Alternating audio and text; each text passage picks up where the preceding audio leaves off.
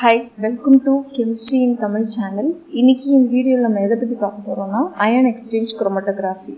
Ion exchange chromatography can be defined as an analytical technique in which mixture of similarly charged ions can be separated by using ion exchange resin. இந்த definitionல இருந்து என்ன சொல்ல வராங்கன்னா ion exchange chromatography மூலமா ions அதாவது similarly charged ions நம்ம வந்து separate பண்ணலாம் இண்டிவிஜுவலா. இதோட பிரின்சிபல் பாத்தீங்கன்னா absorption. ஏன்னா இந்த ion exchange resinக்கும் நம்ம அனலைட்ல இருக்கக்கூடிய ionsக்கும் இருக்கக்கூடிய ரிலேட்டிவ் அஃபினிட்டியை பொறுத்து தான் இங்க செப்பரேஷன் நடக்குது. So, principle is adsorption. In ion exchange chromatography, stationary phase is solid in nature, mobile phase is liquid in nature. Stationary phase is solid in nature னு பார்த்துட்டோம். So, solid னா என்னவா இருக்கும் அப்படின்னா ஒரு ion exchange resin. அதாவது அயானை exchange பண்ணக்கூடிய ஒரு ரெசின் தான் வந்து ஸ்டேஷனரி ஃபேஸ். ஸோ இது வந்து பாலிமர்ஸும் அயான்ஸும் சேர்ந்தது தான் இந்த அயான் எக்ஸ்சேஞ்ச் ரெசின். ஓகேவா? இந்த ரெசின்ல வந்து ரெண்டு டைப் இருக்கு. ஒன்று வந்து கேட்டயான் எக்ஸ்சேஞ்ச் ரெசின், இன்னொன்று வந்து ஆனியான் எக்ஸ்சேஞ்ச் ரெசின். இப்போ கேட்டயான் எக்ஸ்சேஞ்ச் ரெசின் அப்படின்னா அந்த பேர்ல இருக்குது, கேட்டயானை எக்ஸ்சேஞ்ச் பண்ணும். ஓகேவா? ஸோ இந்த ரெசின் என்ன சார்ஜா இருக்கும்னா negatively charged resin. So negatively charged ரெசினாக இருந்தால் மட்டுமே நம்ம அனலைட்டில் இருக்கக்கூடிய கேட்டயானை வந்து இது வந்து எக்ஸ்சேஞ்ச் பண்ணோம். ஓகேவா? ஸோ கேட்டயான் எக்ஸ்சேஞ்ச் ரெசின் அதை வந்து கேட்டயானை தான் எக்ஸ்சேஞ்ச் பண்ணும். ஆனால் அது என்ன சார்ஜ் அப்படின்னு பார்க்கும்போது நெகட்டிவ் சார்ஜாக இருக்கும். நெக்ஸ்ட் இந்த சைடு வந்தீங்கன்னா ஆனியான் எக்ஸ்சேஞ்ச் ரெசின். ஸோ ஆனியானை எக்ஸ்சேஞ்ச் பண்ணும், நெகட்டிவ் சார்ஜை எக்ஸ்சேஞ்ச் பண்ணும். பட் இந்த ரெசின் என்ன சார்ஜ் அப்படின்னா பாசிட்டிவ் சார்ஜ். நெக்ஸ்ட் ஒன், ரெசினோட ஐடியல் கேரக்டர் என்னெல்லாம் அப்படின்னு சொல்லி சொன்னால், ஃபர்ஸ்ட் ஆஃப் ஆல் கெமிக்கலி ஸ்டேபிளாக இருக்கணும், எப்போவுமே வந்து அன்ஸ்டேபிளாக இருக்கக்கூடாது. ஸோ வந்து கெமிக்கலி ஸ்டேபிளாக இருக்கணும். தென் நம்ம எடுத்துக்கக்கூடிய மொபைல் ஃபேஸில் வந்து டிசால்வ் ஆகக்கூடாது. ஓகே, ஸோ இன்சால்யூபிள் அண்ட் சால்வெண்ட்டாக இருக்கணும். தென் தேர்ட் ஒன், ஒரு கிராஸ் லிங்கிங் ஏஜென்ட்டுக்கும் டிசைரபிளாக இருக்கணும்.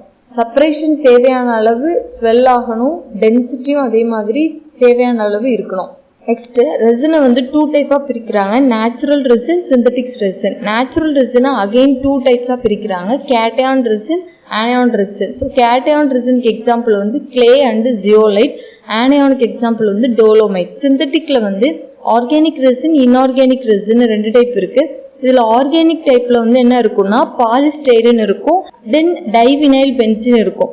ஸோ இந்த பாலிஸ்டைரின் அதோடைய ஃபங்க்ஷன் என்ன அப்படின்னு சொல்லி பார்த்தீங்கன்னா எக்ஸ்சேஞ்சபிள் ஃபங்க்ஷனல் குரூப் இருக்கும் பாலிஸ்டைரின்ல. தென் டைவினைல் பென்சின் என்ன பண்ணும்னா கிராஸ் லிங்கிங் ஏஜென்ட்டா ஆக்ட் ஆகும். தென் இன்ஆர்கானிக் ரெசின்ஸ்ல பார்த்தீங்கன்னா strong cation exchange resin, weak cation exchange resin, then strong anion exchange resin, then weak anion exchange resin. இப்படி 4 டைப் இருக்கு. அதுக்கு எக்ஸாம்பிள் அந்த சைடு கொடுத்துருக்கேன். ஸோ இதில் பார்த்தீங்கன்னா ஸ்ட்ராங் கேட்டயான் எக்ஸ்சேஞ்ச் ரெசின் அப்படின்னு பார்க்கும்போது ஸ்ட்ராங் மினரல் ஆசிட்ஸ் இருக்கும். தென் வீக் ஆசிட்னு வரும்போது கார்பாக்சிலிக் ஆசிட் லைக் சப்ஸ்டன்சஸ் மாதிரி கொஞ்சம் வீக் ஆசிடாக இருக்குது, செகண்ட்ல வருது. இப்போ இந்த ரெண்டு ரெசினுமே பார்த்தீங்கன்னா ஈஸியாக வந்து புரோட்டானை வந்து கொடுத்துரும். ஸோ புரோட்டானை டொனேட் பண்ணி ஈஸியாக வந்து நெகட்டிவ் சார்ஜை அட்டைன் பண்ணிக்கிடும். ஸோ கேட்டயானை வந்து எக்ஸ்சேஞ்ச் பண்ணும். அதனால தான் இதுக்கு பேர் வந்து cation exchange resin. Compared to carboxylic acid, mineral acids வந்து ரொம்ப ஸ்பீடாகவே வந்து ஹச்சை வந்து டொனேட் பண்ணி நெகட்டிவாக சேஞ்ச் ஆகி ஸோ வந்து கேட்டயானை வந்து எக்ஸ்சேஞ்ச் பண்ணுது. அதனால தான் இது strong cation exchange resin comparatively carboxylic acid groups. Okay, next strong anion exchange resin அப்படின்னு சொல்லும்போது செகண்டரி அண்டு டெர்ஷரி அமீன்ஸ் இதெல்லாம் வந்து ஸ்ட்ராங் ஆனியான் எக்ஸ்சேஞ்ச் ரெசின் கீழே வருது. Then primary amine and amino group இது ரெண்டு மட்டும் வீக் ஆனியான் எக்ஸ்சேஞ்ச் ரெசின் கீழே வருது. ஸோ இது ரெண்டுமே வந்து என்ன பண்ணும்னா எலக்ட்ரான் ரிச் ஆட்டம், ஸோ ஆனியான்ஸை வந்து அட்ராக்ட் பண்ணும். ஸோ அது மூலமா செப்பரேட் பண்ணுது. நெக்ஸ்ட் மொபைல் ஃபேஸ் பார்த்தோம்னா மற்ற குரோமட்டோகிராஃபி மாதிரி இந்த ஆர்கானிக் சால்வெண்ட்ஸ் எதுவுமே நம்ம யூஸ் பண்ண மாட்டோம்.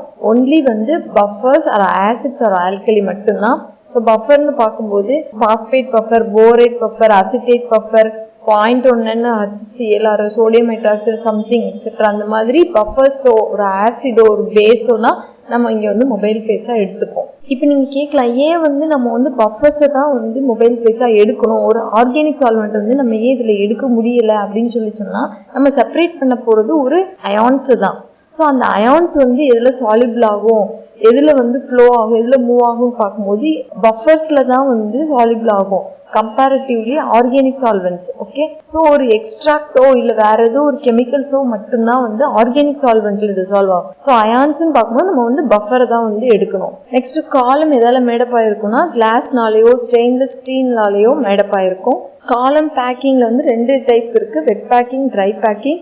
இங்கே வந்து நம்ம எப்போவுமே வெட் பேக்கிங் வந்து ப்ரிஃபர் பண்ணுறோம். ஸோ இந்த வெட் பேக்கிங் ட்ரை பேக்கிங்னா நான் என்னன்னு சொல்லிட்டு காலம் குரோமட்டோகிராஃபியில் ஆல்ரெடி எக்ஸ்பிளைன் பண்ணியிருக்கேன். ஸோ அது தெரியாதவங்க பார்க்காதவங்க ஜஸ்ட் போயிட்டு காலம் குரோமட்டோகிராஃபியில் இந்த வெட் பேக்கிங் ட்ரை பேக்கிங்னா என்னன்னு சொல்லிட்டு பார்த்துட்டு வந்துருங்க. லிங்க் வந்து நான் டிஸ்கிரிப்ஷனில் கொடுத்துருக்கேன். நெக்ஸ்ட் எலூஷன் பார்க்கும்போது 2 டைப் இருக்கு, ஐசோக்ரேட்டிக் ஆர் கிரேடியன்ட். சேம் ஐசோக்ரேட்டிக் எலூஷன் அப்படின்னு சொல்லி சொன்னால் ஒரே ஆசிடோ இல்லைன்னா ஒரே பஃபரோ இல்லைன்னா ஒரே மிக்சரோ எடுத்துட்டு நம்ம வந்து ரன் பண்ணணும் அப்படின்னு சொல்லி சொன்னா அது சேம் பிஹெச்ஓ அந்த மாதிரி எடுத்துட்டு நம்ம ரன் பண்ணோம்னா அது வந்து ஐசோக்ரேட்டிக் எலூஷன். இல்ல கிரேடியன்ட் அப்படிங்கும்போது அதோடைய பிஹெச் வந்து நம்ம வந்து மாத்திட்டே போறோம், இல்லைன்னா மிக்சர் ஆஃப் அந்த பஃபர்ஸை வந்து நம்ம சேஞ்ச் பண்ணி அடுத்தடுத்து ஸ்டெப்ல வந்து வேற எது யூஸ் பண்றோம் அப்படின்னு சொல்லி சொன்னா அது வந்து கிரேடியன்ட் எலூஷன். நெக்ஸ்ட் வந்து detector spectrophotometric methods, UV visible methods மூலமா எவ்வளோ அமௌண்ட் ஆஃப் அயான்ஸ் வந்து இதில் ப்ரெசென்ட் ஆயிருக்கு அப்படின்னு சொல்லி நம்ம வந்து டிடெக்ட் பண்ணலாம். தென் போலரோகிராஃபியும் சேம் அதே தான், அயான்ஸோடைய அமௌண்ட் எவ்வளோ அப்படின்னு சொல்லி நம்ம வந்து டிட்டர்மைன் பண்ணிக்கலாம். Third one conductivity method. So இதில் வந்து எவ்வளோ அயான்ஸ் வந்து அதோடைய ரெஸ்பெக்டிவ் எலக்ட்ரோட்ஸ் நோக்கி கண்டக்ட் ஆயிருக்கு, நகர்ந்து போயிருக்கு அப்படிங்கிறத நம்ம வந்து மெஷர் பண்ணலாம். தென் ஃபோர்த் ஒன் வந்து ஆம்ஃப்ரோமெட்ரிக் மெத்தடு. இந்த ஆம்ஃப்ரோமெட்ரிக் மெத்தடில் வந்து ஈவன் வெரி லோ கான்சன்ட்ரேஷனில் கூட நம்ம வந்து எவ்வளோ அமௌண்ட் ஆஃப் அயான்ஸ் வந்து ப்ரெசென்ட் ஆயிருக்கு அப்படிங்கிறத நம்ம வந்து கண்டுபிடிக்கலாம். நெக்ஸ்ட் மெத்தட் வந்து பொட்டென்ஷியோமெட்ரிக் மெத்தடு. பொட்டென்ஷியோமெட்ரிக் மெத்தடில் வந்து pH change, minute pH change கூட நம்ம வந்து டிட்டர்மைன் பண்ணலாம். ஸோ இவ்வளோதான் இந்த டிடெக்டர்ஸ் மெத்தட். ஸோ இது எல்லாத்துலேயுமே வந்து எவ்வளோ அமௌண்ட் ஆஃப் அயான்ஸ் வந்து ப்ரெசென்ட் ஆயிருக்கு, பிஹெச் எவ்வளோ சேஞ்ச் ஆயிருக்கு அப்படின்னு சொல்லி இந்த மெத்தட்ஸ் மூலமாக நம்ம வந்து டிட்டர்மைன் பண்ணலாம். இந்த மெத்தட்ஸ் எல்லாம் நான் வந்து டீட்டெயிலாக நான் எக்ஸ்பிளைன் பண்ணல. ஸோ நெக்ஸ்ட் வர வீடியோஸில் நான் வந்து கண்டிப்பாக இதை எக்ஸ்பிளைன் பண்ணுறேன். ஸோ இப்போதைக்கு இது வந்து உங்களுக்கு புரிஞ்சிருக்கும்னு நான் நம்புகிறேன். இப்போது அயான் எக்ஸ்சேஞ்ச் குரோமட்டோகிராஃபி ஒரு ஓவர் வியூவாக பார்த்தோம் அப்படின்னு சொல்லி சொன்னால் இதில் ஸ்டேஷனரி ஃபேஸ் வந்து ஒரு ரெசின். ஓகே, ஸோ இந்த ரெசின் வந்து பாலிமர்னாலையும் ஒரு அயான்ஸ்னாலையும் தான் மேடப் ஆகிருக்கு. ஓகேவா? ஸோ இந்த ரெசின்ல நம்ம என்ன இருக்குன்னு பார்த்தோம், கிராஸ் லிங்கிங் ஏஜென்ட் வந்து இருக்குதுன்னு பார்த்தோம். இப்போ கிராஸ் லிங்கிங் ஏஜென்டோடைய கான்சன்ட்ரேஷன் வந்து அதிகமாக இருந்துச்சு அப்படின்னு சொல்லி சொன்னால் ஸோ ஸ்வெல்லிங் வந்து அங்கே ஆகாது. இப்போ ஸ்வெல்லிங் ஆகலை அப்படின்னு சொல்லி சொன்னால் நம்ம அனலைட்ல இருக்கக்கூடிய அயான்ஸ் வந்து உள்ள அந்த ரெசினுக்குள்ள போய் அப்சார்ப் ஆகி உட்கார்றதுக்கே அங்கே வந்து ஸ்பேஸ் இருக்காது.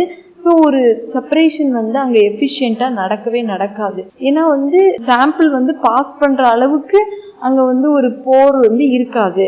ஸோ வந்து செப்பரேஷன் வந்து எஃபிஷியண்டாக இருக்காது. At the same time cross linking ஏஜென்டோட கான்சன்ட்ரேஷன் வந்து கம்மியாக இருந்தது அப்படின்னு சொல்லி சொன்னால் ஸோ கிராஸ் லிங்கிங் உள்ள வந்து லிங்க் பண்ணி வச்சுக்கிறது அப்போது நமக்கு வந்து கம்மியாக இருக்கும்போது அந்த லிங்கிங் வந்து நடக்காது. ஸோ ஸ்வெல்லிங் வந்து ரொம்ப அதிகமாக இருக்கும். போர் சைஸ் வந்து ரொம்ப அதிகமாக இருக்கிறதுனால ஈஸியாக எல்லா அயான்ஸும் அது வழியாக ஃபில்டர் ஆகி கீழே வந்து போயிடும். ஐ மீன் எலூட் ஆகி வெளில போயிடும் சீக்கிரமாக. ஸோ அதுவும் ஒரு எஃபிஷியண்டான ஒரு செப்பரேஷனாக இருக்க முடியாது. ஓகேவா? வைடு போர் வந்து ஃபார்ம் ஆகிடும். ஸோ அதனால நம்மளால ஒரு எஃபிஷியண்டான செப்பரேஷன் வந்து பண்ண முடியாது. இந்த அயன் எக்ஸ்சேஞ்ச் குரோமட்டோகிராஃபியில் பேசிக்காக என்ன நடக்குதுன்னா நம்ம வந்து அனலைட்டில் வந்து இப்போ ஃபார் எக்ஸாம்பிள் பாசிட்டிவ் சார்ஜ் இருக்குது, அந்த பாசிட்டிவ் அயான்ஸை மட்டும் நான் தனியாக பிரித்து வச்சுக்கணும் என் சாம்பிளில் இருந்து அப்படின்னு நீங்கள் நினைக்கும் போது இந்த நீங்கள் எடுக்கக்கூடிய ரெசின் வந்து கேட்டையான் எக்ஸ்சேஞ்ச் ரெசின் அப்படிங்கிறத நீங்கள் எடுக்கணும். ஏன்னா நீங்கள் பாசிட்டிவ் சார்ஜை வந்து செப்பரேட் பண்ண போகிறீங்க. ஸோ நீங்கள் கேட்டையான் எக்ஸ்சேஞ்ச் ரெசின் எடுக்கணும். அந்த ரெசினில் வந்து நெகட்டிவ் சார்ஜ் வந்து இருக்கும். ஸோ நீங்கள் வந்து உங்கள் சாம்பிளை வந்து பஃபர் வழியாக நீங்கள் உள்ளே கொடுக்கும்போது அந்த அனலைட்டில் இருக்கக்கூடிய பாசிட்டிவ் சார்ஜ் வந்து இந்த ரெசினில் இருக்கக்கூடிய நெகட்டிவ் சார்ஜ்னால அட்ராக்ட் ஆகி இங்கே வந்து அட்ராக்ட் ஆகி இங்கே மேலே வந்து செக்ரிகேட் ஆகி நிற்கும். தென் அப்படி இல்லாத மற்ற அயான்ஸ் வந்து ஃபர்ஸ்ட் ஆஃப் ஆல் வந்து கீழே எலூட் ஆகி போயிடும். ஸோ அஃபினிட்டி அதிகமாக இருக்குது வந்து லாஸ்ட்டாக வந்து எலூட் ஆகி வெளில வரும். ஸோ இது மூலமாக நம்ம வந்து செப்பரேட் பண்ணிக்கலாம். இதுதான் வந்து அயான் எக்ஸ்சேஞ்ச் குரோமட்டோகிராஃபி. நெக்ஸ்ட் இதோட அப்ளிகேஷன்ஸ் பார்த்தோம்னா first of all purification of solutions. Mainly வந்து இன்ஆர்கானிக் அயான்ஸ் இம்பியூரிட்டிஸாக இருந்துச்சுன்னா அதை வந்து நம்ம அயான் எக்ஸ்சேஞ்ச் குரோமட்டோகிராஃபி மூலமாக பியூரிஃபைடு ஒன்றா கன்வெர்ட் பண்ணிக்கலாம். Softening of water, actually hard வாட்டரை வந்து சாஃப்ட் வாட்டராக கன்வெர்ட் பண்ணுறதுக்கு அயான் எக்ஸ்சேஞ்ச் குரோமட்டோகிராஃபி யூஸ் ஆகுது. Then preparation of deionised water, வாட்டரில் இருக்கக்கூடிய அயான்ஸ் எல்லாம் ரிமூவ் பண்ணி டீஅயோனைஸ்டு வாட்டராக கன்வெர்ட் பண்ணுறதுக்கும் யூஸ் ஆகுது. தென் சம் ஆர்கானிக் செப்பரேஷன்ஸ்லேயும் அயான் எக்ஸ்சேஞ்ச் குரோமட்டோகிராஃபி வந்து யூஸ் ஆகுது. Then inorganic separation also, inorganic impurities வந்து ரிமூவ் பண்ணுறதுனால இதுவும் நமக்கு வந்து ஒரு யூஸாக இருக்குது. ஸோ அவ்வளோதான் இந்த வீடியோ உங்களுக்கு பிடிச்சிருந்ததுன்னா ஒரு லைக் பண்ணுங்கள். அது கண்டிப்பாக எங்களுக்கு வந்து ஒரு சப்போர்ட்டிவாக இருக்கும். தென் ஏதாவது டவுட்டு புரியல அப்படின்னு சொன்னால் கண்டிப்பாக கமெண்ட் செக்ஷனில் எங்ககிட்ட கேளுங்க, நாங்கள் கண்டிப்பாக உங்களுக்கு ரிப்ளை பண்ணுவோம். தென் கெமிஸ்ட்ரி இன் தமிழ் சேனலை சப்ஸ்கிரைப் பண்ணுங்கள். தென் ஃபைனலி தேங்க்யூ ஃபார் வாட்சிங்.